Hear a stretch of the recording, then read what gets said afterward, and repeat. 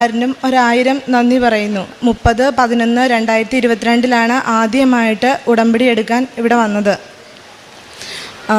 ആദ്യം ഒരു പ്രാവശ്യം വന്ന് ഞങ്ങളിവിടെ സാക്ഷ്യം പറഞ്ഞ് ഒത്തിരി രോഗസൗഖ്യവും അനുഗ്രഹവും അമ്മ തന്ന് ഇവിടെ ഞാൻ സാക്ഷ്യം പറഞ്ഞിരുന്നു. ഇതിപ്പോൾ 6ാമത്തെ ഉടമ്പടി പുതുക്കിയിട്ട് ഒത്തിരി അനുഗ്രഹങ്ങൾ അമ്മ തന്നു. അതൊരു ആക്സിഡൻറ്റിനെ തുടർന്നായിരുന്നു. ഞങ്ങൾ അടിമാലിയിൽ തോക്കുപാറയിൽ നിന്ന് കോട്ടയത്തിന് പോകുന്ന വഴിക്ക് 6ാം മൈലിൽ വെച്ച് ഒരു ആക്സിഡൻ്റ് ഉണ്ടായി. അത് കൊക്കയിലോട്ട് പോകേണ്ട വണ്ടിയായിരുന്നു. പക്ഷേ ആ വണ്ടി അവിടെ കിടന്ന് വട്ടം കറങ്ങിയിട്ട് അത് വേറൊരു വണ്ടിക്കോട്ട് പോയി ഇടിക്കുകയോ ചെയ്തത്. അല്ലെങ്കിൽ അത് കറങ്ങിയില്ലായിരുന്നെങ്കിൽ ഞങ്ങൾ നേരെ കൊക്കയിലോട്ടായിരുന്നു പോവുകയുള്ളായിരുന്നു. ഞാൻ പുറത്തേക്ക് തെറിച്ചു പോയി. എൻ്റെ തല കൊണ്ടുപോയി ഇടിച്ചു. അപ്പോൾ തന്നെ ബോധം പോയി. പിന്നെ ബെസേലിയോസിലോട്ട് കൊണ്ടുപോയി. അവിടെ ചെന്ന് ട്രീറ്റ്മെൻറ്റും കാര്യങ്ങളെല്ലാം തുടങ്ങി. പിന്നെ അത് സംബന്ധമായിട്ട് എൻ്റെ കഴുത്തിൻ്റെ ഡിസ്ക് തള്ളി പോന്നിരുന്നു. അപ്പോൾ അതേ തുടർന്ന് ഭയങ്കര വേദനയും കാര്യങ്ങളൊക്കെ ആയിരുന്നു. അപ്പോൾ ഡോക്ടർ പറഞ്ഞു ഒരാഴ്ചയും കൂടെ ഇവിടെ തന്നെ ആശുപത്രിയിൽ നിൽക്കാൻ പറഞ്ഞു. അപ്പോൾ സ്റ്റിറോയിഡ് സ്റ്റാർട്ട് ചെയ്തു. അപ്പോൾ കുറേ വേദനയൊക്കെ സൗഖ്യം കിട്ടി. പക്ഷേ വീട്ടിലേക്ക് വന്നതിന് ശേഷം പിന്നെയും വേദന ഭയങ്കരമായിട്ട് തുടർന്നിരുന്നു. ഒന്നും ചെയ്യാനൊന്നും പറ്റുന്നില്ല. വേദന സഹിക്കാൻ പറ്റാത്ത രീതിയിലായിരുന്നു. കോളറിട്ടും കൊണ്ട് ഞാൻ കുറേയൊക്കെ ചെയ്യുമായിരുന്നു. പക്ഷേ എനിക്ക് സഹിക്കാൻ പറ്റുന്നതിൽ അപ്പുറമായിരുന്നു വേദന. പിന്നെ ഡോക്ടറെ കാണാൻ വരാൻ പറഞ്ഞിരുന്നു. പക്ഷെ ഞാൻ പോയില്ല. ഞാൻ പകരം ഇവിടെ വന്ന് ഉടമ്പടി 6ാമത്തെ ഉടമ്പടി ഞാൻ പുതുക്കിയപ്പോൾ ഞാൻ അമ്മയുടെ അടുത്ത് ആദ്യം വെച്ചത് എൻ്റെ കഴുത്തിൻ്റെ ഇത് മാറ്റിത്തരാൻ അമ്മയുടെ അടുത്ത് വന്ന് ഞാൻ സാക്ഷ്യം പറഞ്ഞോളാം എന്ന് പറഞ്ഞിരുന്നു. അത് ഞാൻ വെച്ചിട്ട് പോയി. അത് കഴിഞ്ഞപ്പോഴും എനിക്ക് വേദന കൂടുകയാണ് ചെയ്തത്. അത് കഴിഞ്ഞപ്പോൾ ഇവിടെ ആരോ സാക്ഷ്യം ഇങ്ങനെ പറഞ്ഞു, എഴുതി വെച്ച് പ്രാർത്ഥിക്കുന്ന കാര്യം. അപ്പം ഞാൻ വീട്ടിൽ ചെന്നിരുന്നിട്ട് അമ്മ പ്രത്യക്ഷപ്പെട്ടത് 7ാം തീയതിയാണല്ലോ. അപ്പം 7 ദിവസം കഴിയുമ്പോൾ എനിക്ക് അമ്മ സൗഖ്യം തന്നെന്ന് പറഞ്ഞ് ഞാൻ എഴുതി വെച്ച് പ്രാർത്ഥിച്ചു. അപ്പോൾ ചേട്ടായി എൻ്റെ ഇടയ്ക്ക് പറഞ്ഞു, നിനക്ക് ഒത്തിരി വേദന കൂടുതലാണെങ്കിൽ നമുക്ക് ഒന്നും കൂടെ ഹോസ്പിറ്റലിൽ പോകാൻ ഡോക്ടർ പറഞ്ഞതല്ലേ എന്നൊക്കെ പറഞ്ഞു. ഞാൻ പറഞ്ഞു ഇനി ഞാൻ ഹോസ്പിറ്റലിലേക്ക് വരുന്നില്ല, എനിക്കിനി അമ്മയായിട്ട് സൗഖ്യം തന്നാൽ മതിയെന്ന് ഞാൻ പറഞ്ഞു.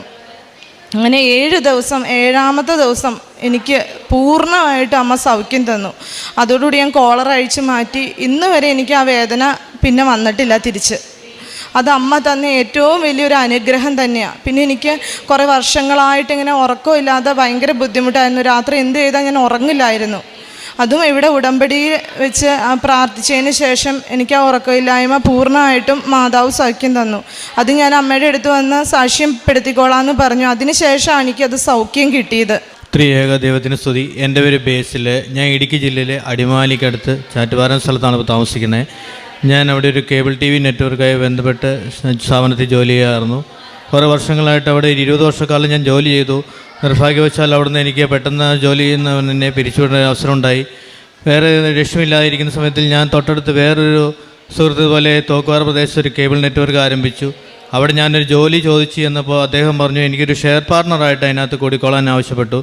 ഞാൻ അവിടെ നിന്നൊരു 3.5 ലക്ഷം രൂപ കൊടുത്ത് അയാളുടെ ഷെയർ പാർട്ണർഷിപ്പ് കൂടി 2 വർഷക്കാലം ഞാൻ കൊണ്ടു നടന്നു. പിന്നെ ആയപ്പോൾ എനിക്കായിരുന്നു വരുമാനമൊന്നും കിട്ടാതായി. എനിക്ക് പൈസ കിട്ടുന്നില്ല. ഞാൻ ആ പാട് പ്രതിസന്ധിയിലായി. കുടുംബം മുന്നോട്ട് കൊണ്ടുപോകാൻ പറ്റാത്ത അവസ്ഥയിൽ വന്നു. എനിക്കതിൽ നിന്ന് പൈസ തരാണ്ടായി. ഇദ്ദേഹം എന്നെ പതുക്കെ സ്ഥാപനത്തിൽ ഒഴിവാക്കേണ്ട അവസ്ഥ വന്നു. ലാസ്റ്റ് പിന്നെ എൻ്റെ ഹെഡിൻ്റെ കമ്പനിയായി ബന്ധപ്പെട്ട് ഒരു ചർച്ച വന്നു. അവരെല്ലാം കൂടി വന്നിട്ട് ഇദ്ദേഹം എന്നെ അറിയാണ്ട് സ്ഥാപനം മറ്റൊരാൾക്ക് വിൽക്കുവാൻ വേണ്ടി ശ്രമിച്ചു. ഇത് ഇവിടെ വന്ന് ഉടമ്പടി എടുത്തതിന് പോയ ആ ദിവസം തന്നെ കമ്പനിയുടെ തലപ്പത്തിരിക്കുന്ന ഒരാൾ വിളിച്ചു പറഞ്ഞു, ഇങ്ങനെയൊരു പ്രശ്നമുണ്ട്, നീ അപകടത്തിൽപ്പെട്ടിരിക്കുകയാണ്, നീ അറിയാതെ ഈ സ്ഥാപനം നിന്നിൽ നിന്ന് വേറെ ആൾക്ക് വിൽക്കാൻ വേണ്ടിയുള്ളൊരു ഇതിലേക്ക് പോവുകയാണെന്ന് അറിഞ്ഞു. ഞാൻ പിന്നെ എത്രയും പെട്ടെന്ന് കമ്പനിയിലുള്ള ഹെഡ് ഓഫീസിലെല്ലാം അറിയിച്ച് അവരുമായി ബന്ധപ്പെട്ട് അവർ വന്ന് ചർച്ച ചെയ്ത് വേറെ ആൾക്ക് വിൽക്കുവാൻ വേണ്ടി അയാൾ വന്നു. അവിടെ വന്ന് ചർച്ചയുടെ ഭാഗമായിട്ട് അദ്ദേഹം പറഞ്ഞ വിലയ്ക്ക് ഇത് വിൽക്കുവാൻ സാധിച്ചില്ല. അപ്പം ഈ ഷെയർക്കാരൻ പറഞ്ഞു ഈ സ്ഥാപനത്തിൻ്റെ എനിക്കുള്ള വീതം കൊടുത്ത് ഒഴിവാക്കാൻ പറഞ്ഞു. അപ്പം അയാൾക്കത് വാങ്ങിക്കാൻ പൈസ ഇല്ലാത്ത അവസരം വന്നു. അപ്പം ഞാൻ പറഞ്ഞു എന്നാൽ ഈ സ്ഥാപനം ഞാൻ ഏറ്റുകൊള്ളാം എന്നും പറഞ്ഞ് 18 ലക്ഷം രൂപ ഒരു കരാർ എഴുതി ഞാനത് എഗ്രിമെൻറ്റ് വെച്ചിട്ട് പോന്നു. 3 മാസത്തിനുള്ളിൽ ഈ പൈസ കൊടുക്കണമെന്നൊരവസ്ഥ വന്നു. എങ്ങനെ കൊടുക്കുമെന്നോ എങ്ങനെയൊന്നും എനിക്കൊരറിയില്ലാണ്ട് ഞാൻ അവിടെ നിന്ന് വേറെ വഴിയില്ലാണ്ട് അവിടെ വന്ന് അവരെ മുമ്പിൽ വെച്ച് പറഞ്ഞിറങ്ങി പോന്നു. പിറ്റേ ദിവസം 50,000 രൂപ കൊടുത്ത് ഞാൻ ആദ്യത്തെ എഗ്രിമെൻറ്റ് വെച്ചു. തുടർന്ന് 30 ദിവസത്തിനുള്ളിൽ 5 ലക്ഷം രൂപ ഇദ്ദേഹത്തിന് കൊടുക്കണം. അപ്പോഴത്തേക്കും വേറെ ഒരു വഴിയില്ല, അവിടെ നിന്ന് പലിശയ്ക്കൊക്കെ മേടിച്ച് ഞാൻ ആ പൈസ കൊടുത്തു. തുടർന്ന് 90 ദിവസത്തിനുള്ളിൽ ബാക്കി 13 ലക്ഷം രൂപയും കൂടെ കൊടുക്കണം. ആ അവസരത്തിൽ എന്ത് ചെയ്യുന്നു അറിയാതെ ഞങ്ങൾ താമസിക്കുന്ന ആ പാടെ 8.5 സെൻറ്റ് സ്ഥലമാണ്. ഈ സ്ഥലം ഞാൻ ബാങ്കിൽ ലോണിന് അപേക്ഷിച്ചു. അവരാദ്യം പറഞ്ഞു ലോൺ തരത്തില്ല എന്ന് പറഞ്ഞു. 13 ലക്ഷം രൂപ കൊടുക്കേണ്ട. ലാസ്റ്റ് ഞാൻ അവരുടെ കാല് പിടിച്ചതിന് ശേഷം അവർ 10 ലക്ഷം രൂപ വരെ തരാമെന്ന് പറഞ്ഞു.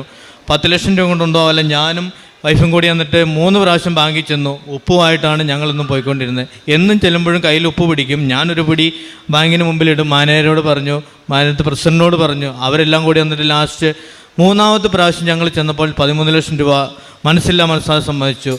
ഈ പൈസ കിട്ടിയില്ലെങ്കിൽ ഞങ്ങൾ 4 പേരും ഇന്ന് ജീവനോടെ ഇരിക്കേണ്ട അവസരത്തിലല്ലായിരുന്നു.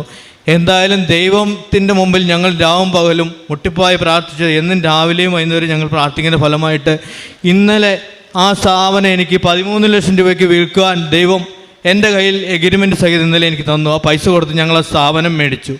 ഇത് ഞങ്ങളുടെ ആക്സിഡൻ്റുണ്ടായി 2ാം ജന്മമാണ്. ഞാനും എൻ്റെ കുടുംബവും അമ്മയും ഉൾപ്പെടെ ആക്സിഡൻറ്റിൽ നിന്നും നഷ്ടപ്പെട്ട വണ്ടി കണ്ടു കഴിഞ്ഞാൽ ഞങ്ങൾ ആരും ജീവനോടെ ഉണ്ടാവുന്നതല്ല. എല്ലാവരും പറഞ്ഞു അവർ ജീവനോടെ ഉണ്ടോയെന്നാണ് എല്ലാവരും അറിയിച്ചത്.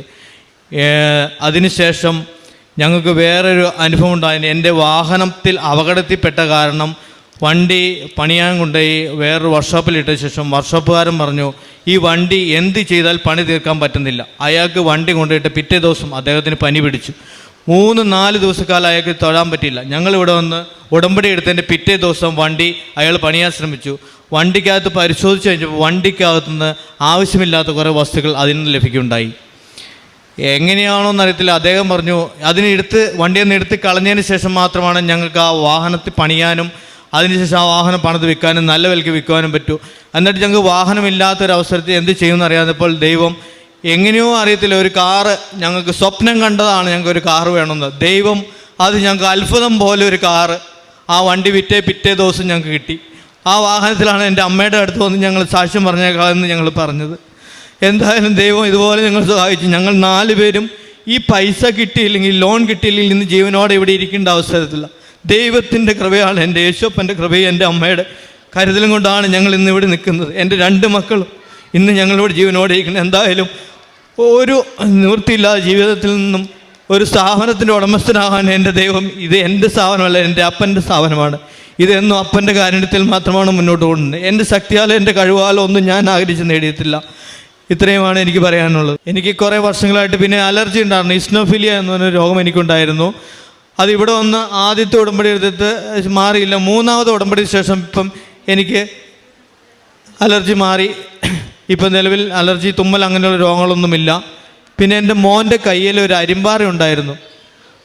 കുറേ നാളുകളായിട്ട് കൈ പൊക്കി കാണിച്ച് അരിമ്പാറ ഉണ്ടായിരുന്നു. അവൻ അത് കുറേ ഇവിടെ വന്ന് സാക്ഷ്യം പറഞ്ഞോളാം എന്ന് പറഞ്ഞ ശേഷം ഇപ്പം കയ്യിൽ അരിമ്പാറ എവിടെ പോയെന്ന് അറിയില്ല. കാരുണ്യ പ്രവൃത്തികൾ കുടുംബം പറയും. ഞങ്ങൾ രോഗികൾക്ക് പറ്റുന്ന പോലെ സഹായം ചെയ്യാറുണ്ട്. പിന്നെ വസ്ത്രം ചോദിച്ചു വരുന്ന അങ്ങനെയുള്ളവർക്കൊക്കെ വസ്ത്രം കൊടുത്ത് സഹായിക്കാറുണ്ട്. പിന്നെ എൻ്റെ ഒരു ഫ്രണ്ട്, ആ ചേച്ചിക്ക് എന്ത് ചെയ്ത സ്ഥലം വിൽക്കാൻ പറ്റണില്ലായിരുന്നു. അപ്പം ഞാൻ അവർക്ക് വേണ്ടി ഉടമ്പടിയിൽ വെച്ച് പ്രാർത്ഥിച്ചു. കൂടാതെ അവരുടെ വീട്ടിൽ പോയി ഞാൻ ഉപ്പും തൈലമൊക്കെ ഇട്ട് ആ സ്ഥലത്ത് പ്രാർത്ഥിച്ചു. അതിൻ്റെ ഉടനെ തന്നെ അവർക്ക് ആ സ്ഥലം വിൽക്കാൻ പറ്റി. അങ്ങനെ മറ്റുള്ളവർക്ക് കാശുരൂപവും ഉപ്പൊക്കെ കൊടുത്ത് പ്രാർത്ഥിക്കുമായിരുന്നു. അവർക്ക് അവരുടെ കാര്യങ്ങളൊക്കെ കുറേ അധികം നടന്നു കിട്ടിയിട്ടുണ്ട്. പിന്നെ ഒത്തിരി പേരെ ഞാൻ പറഞ്ഞ് ഈ കാര്യങ്ങളും മാതാവിൻ്റെ കാര്യങ്ങളും ഞങ്ങൾക്ക് കിട്ടിയ അനുഗ്രഹമൊക്കെ പറഞ്ഞ് ഒത്തിരി പേര് ഞാൻ മുഖാന്തരം ഇവിടെ വന്ന് ഉടമ്പടി എടുത്തിട്ടുണ്ട്. ഞങ്ങൾ 2 നേരവും പ്രാർത്ഥിക്കുമായിരുന്നു. പിന്നെ എനിക്ക് നല്ല ദേഷ്യമൊക്കെ വരുന്ന ആളായിരുന്നു. എപ്പോഴും ചേട്ടോട് ദേഷ്യപ്പെടുമായിരുന്നു. പിന്നെ ഇവിടെ വന്ന് ഉടമ്പടി എടുത്തതിന് ശേഷം ഒത്തിരി ദേഷ്യമൊക്കെ മാറി, ഒത്തിരി ക്ഷമയൊക്കെ കിട്ടി. പിന്നെ എൻ്റെ കുഞ്ഞിനൊരു അഡേനോയിഡിൻ്റെ പ്രശ്നം ഉണ്ടായിരുന്നു. അതും ഇവിടെ വന്ന് അമ്മ സൗഖ്യം തന്നു. അങ്ങനെ ഒത്തിരി അനുഗ്രഹങ്ങൾ അമ്മ ഞങ്ങൾക്ക് ഇവിടെ വന്നതിന് ശേഷം തന്നിട്ടുണ്ട്. എല്ലാം തന്ന എൻ്റെ അമ്മയ്ക്കും ഈശോയ്ക്കും 1000 നന്ദി. പിന്നെ ഈ ജീവിതത്തിൽ തന്നെ മരണം വരെ എൻ്റെ അമ്മയോട് ചേർന്ന് ആ കൈ പിടിച്ച് ഈശോയിലേക്ക് നടക്കാൻ, ആ നിത്യത പ്രാപിക്കാൻ ഞങ്ങളുടെ കുടുംബത്തെ അനുഗ്രഹിക്കണേ എന്ന് ഞാൻ പ്രാർത്ഥിക്കുന്നു. ആ അമ്മയോട് കൂടെ തന്നെ ജീവിക്കാൻ ആഗ്രഹിക്കുന്നു. 1000 നന്ദി ഈശോയ്ക്കും അമ്മയ്ക്കും പറയുന്നു. വാഗ്ദാന പേടകവും വഹിച്ച് കാഹളം മുഴക്കി ജനം മുന്നോട്ട് പോയി. 7-ാം ദിവസം 7 പ്രാവശ്യം ജെറിക്കോ കോട്ട വലം വയ്ക്കുമ്പോൾ ആ കനത്ത കോട്ട നിലം പൊത്തുന്നു. ജോഷുവയുടെ പുസ്തകം 6-ാം അധ്യായത്തിൽ തിരുവചനങ്ങൾ തുടർന്ന് നമുക്ക് വായിക്കുവാൻ സാധിക്കും. അങ്ങനെ ജെറിക്കോ കോട്ട നിലംപൊത്തുവാനും അതുപോലെ സാക്ഷ്യപേടകവും വഹിച്ചുകൊണ്ട് പുരോഹിതർ മുൻപോട്ട് പോകുമ്പോൾ അവരുടെ കാല് ജലത്തെ സ്പർശിക്കുമ്പോൾ ആ ജലം രണ്ടായി മാറുകയാണ്. അങ്ങനെ തിരഞ്ഞെടുക്കപ്പെട്ട ജനത വാഗ്ദാന നാട്ടിലേക്ക് ഉള്ള തങ്ങളുടെ യാത്ര നിർബാധം തുടരുന്നു. ഇതൊക്കെ ഈ തിരുവചനങ്ങൾ നമ്മോട് അരുളി ചെയ്യുമ്പോൾ ജീവിതത്തിലെ കനത്ത കോട്ടകൾ പോലെ വരുന്ന ഒത്തിരിയേറെ പ്രതിസന്ധികൾ, പ്രതിബന്ധങ്ങൾ, അതെങ്ങനെ പരിശുദ്ധ അമ്മയാകുന്ന വാഗ്ദാന പേടകത്തെ സ്വീകരിച്ച് നാം മുമ്പോട്ട് പോകുമ്പോൾ അതെങ്ങനെയാണ് നമ്മുടെ ജീവിതത്തിൽ കൃപകളായിട്ട് നമുക്ക് പരിണമിക്കുക. തൻ്റെ ഒരു സ്ഥാപനം അത് പാർട്ട്ണർഷിപ്പായിരുന്നുവെന്നും ആ സ്ഥാപനത്തിൽ പിന്നീട് ആ പാർട്ട്ണർഷിപ്പിലൂടെ എന്തെല്ലാമാണ് തടസ്സങ്ങളും നഷ്ടങ്ങളും ഉണ്ടായത്, അതിനുശേഷം അത് ഇന്ന് തനിക്ക് സ്വന്തമായി കിട്ടി.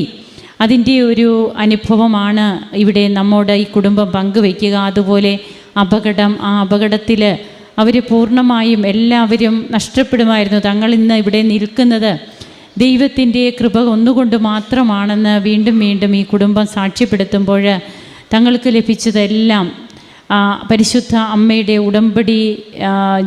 ഉടമ്പടിയിലൂടെ ദൈവം തങ്ങൾക്ക് ചൊരിഞ്ഞ കൃപകളായിട്ട് ഓരോന്നും എണ്ണി എണ്ണി പറയുന്നു. ഒത്തിരിയേറെ കൃപകൾ, രോഗസൗഖ്യങ്ങൾ, അതുപോലെ എത്രയോ വർഷങ്ങളായിട്ടുള്ള തൻ്റെ അലർജി, ഇതെല്ലാം തങ്ങൾക്ക് മാറി. വ്യക്തിപരമായ ജീവിതത്തിൽ മാറ്റങ്ങൾ വന്നു. എങ്ങനെയാണ് വർഷങ്ങളായിട്ടൊക്കെ തങ്ങൾക്കുള്ള പല ശീലങ്ങൾ, അതായത് നമ്മുടെ ജീവിതത്തിൽ നമുക്ക് തടസ്സം നിൽക്കുന്ന പലതരത്തിലുള്ള ദുശ്ശീലങ്ങളൊക്കെ മാറിക്കിട്ടുന്നു. തനിക്ക് തൻ്റെ ദേഷ്യം മാറി. ഇങ്ങനെയൊക്കെ ആത്മീയ ജീവിതവും അതുപോലെ തങ്ങളുടെ കാരുണ്യ പ്രവർത്തനങ്ങൾ, പ്രേക്ഷിത പ്രവർത്തനം, ഇതൊക്കെ കർത്താവിൽ എങ്ങനെ തങ്ങൾക്കിന്ന് നിർബാധം തുടരുവാൻ സാധിക്കുന്നു, എങ്ങനെയാണ് ഉടമ്പടി തങ്ങളെ ഇതിന് യോഗ്യരാക്കുന്നത്. ഈ കുടുംബം ഇന്ന് ഇവിടെ നന്ദി പറയുമ്പോൾ നമുക്കും കരങ്ങളടിച്ച് ഈശോയ്ക്കും അമ്മയ്ക്കും നന്ദി പറയാം.